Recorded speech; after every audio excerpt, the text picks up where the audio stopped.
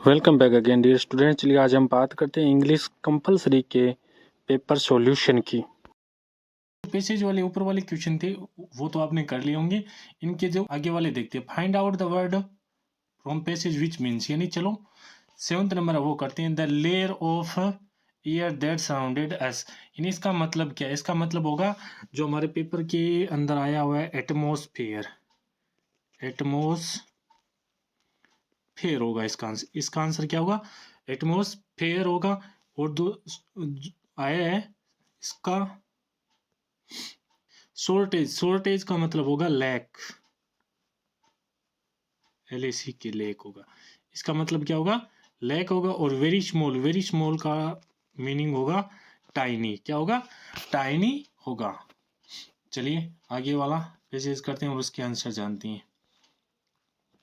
यानी ऊपर वाले तो आपने सारे कर लिए होंगे क्वेश्चन। चलिए इसका right word from the page which means God.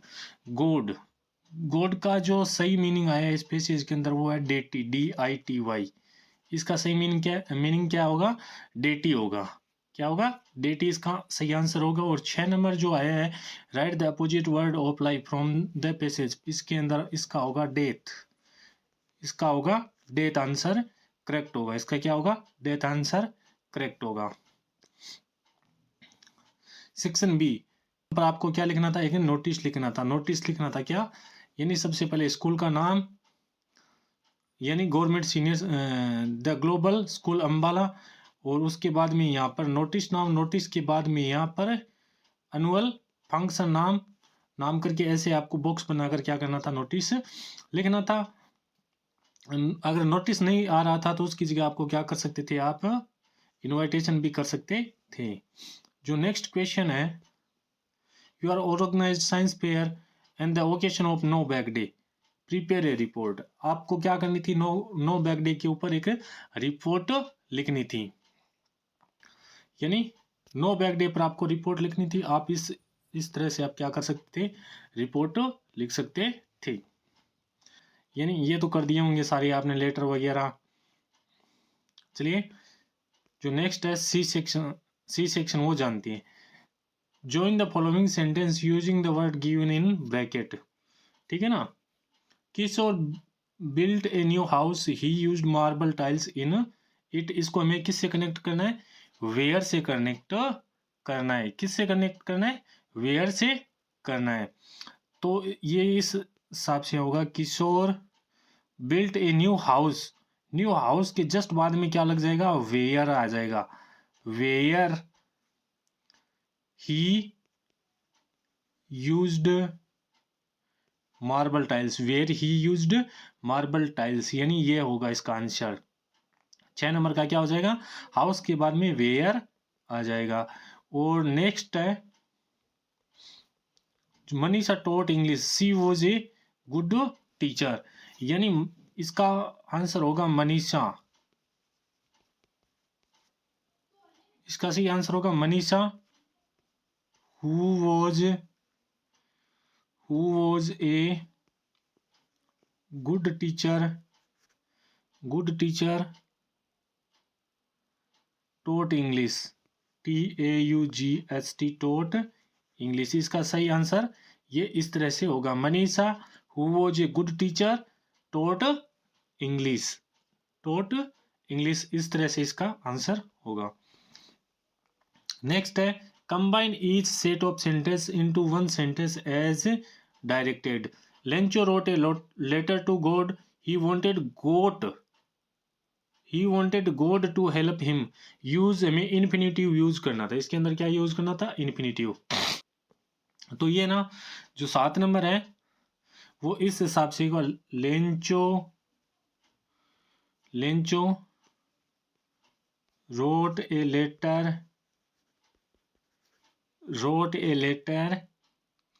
To God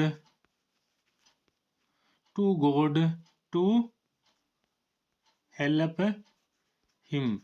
यानी ये इसका आंसर होगा, Lencho wrote a letter to God to help him, ये आंसर होगा।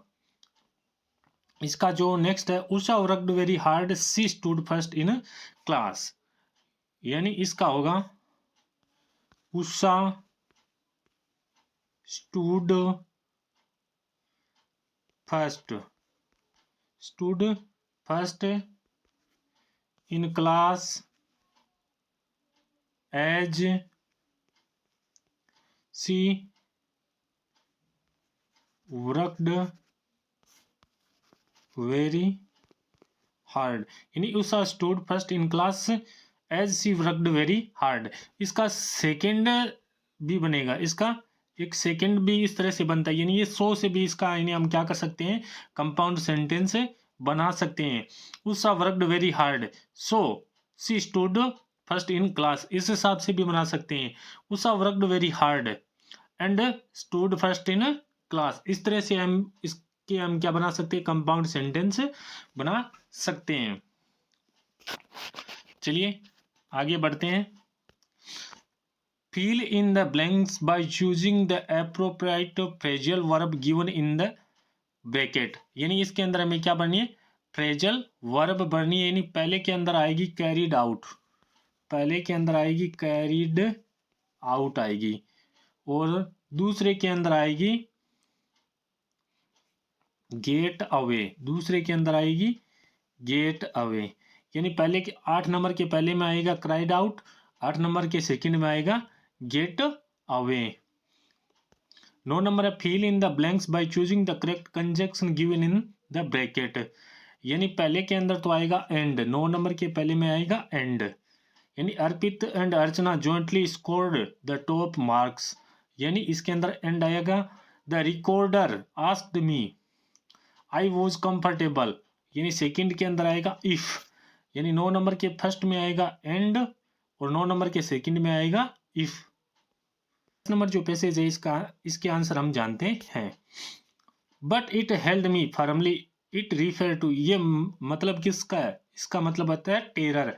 यानी पहले के अंदर होगा टेरर, यानी पहले का सी करेक्ट होगा, पहले का आंसर होगा सी। यानी 10 नंबर क्वेश्चन है, जो 10 नंबर क्वेश्चन के अंदर जो पैसेज है उसका पहला आंसर होगा टेरर।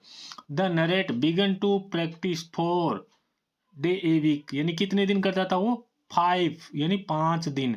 इसका आंसर होगा 5, यानी इसका आंसर होगा बी आंसर होगा। पहले का आंसर सी होगा, दूसरे का होगा बी। जो थर्ड है the other end of the rope tied to swimmer belt was held by, यानी इसमें होगा इंस्ट्रक्टर, यानी इसका आंसर होगा instructor. How long did the narrator take to shed his fear, यानी उसको अपना जो दुख भुलाने में कितना समय लगा था, 3 मंथ्स। कितना लगा था, 3 मंथ्स लगा था। The word and in the passage means, यानी जो वर्ड एंड आया उसका पैसेज में मतलब क्या है, उसका मतलब होगा A final part of something, A final part of something, ये आंसर होगा। 5 नंबर का आंसर होगा A final part of something. ये थे 10 नंबर क्वेश्चन के आंसर जो आज के बोर्ड पेपर के अंदर। नंबर है the opposite word is the meaning of exhale is, इसका होगा इन हेल, यानी इसका होगा इन हेल, यानी डी इन हेल होगा। Choose the correct alternative. I shall cut off my tuft crop my hair short, who said this word, ये word किसने कहे थे, इन द टाइगर किंग से आया हुआ यह पर्सन है द एस्ट्रोलॉगर, द एस्ट्रोलॉगर, यानी इसका डी होगा। One can learn more about the planet if one travels to, यानी इसका होगा अंटार्कटिका होगा इसका सही answer. D Yumi was, Yumi क्या था, सदाउस मेड, यानी सदाऊ की नौकर थी। Mister Lamb was a lamb fellow, यानी इसका आंसर क्या होगा, lamb fellow. Knife and fork for eating on the third bell, इसका आंसर होगा थर्ड।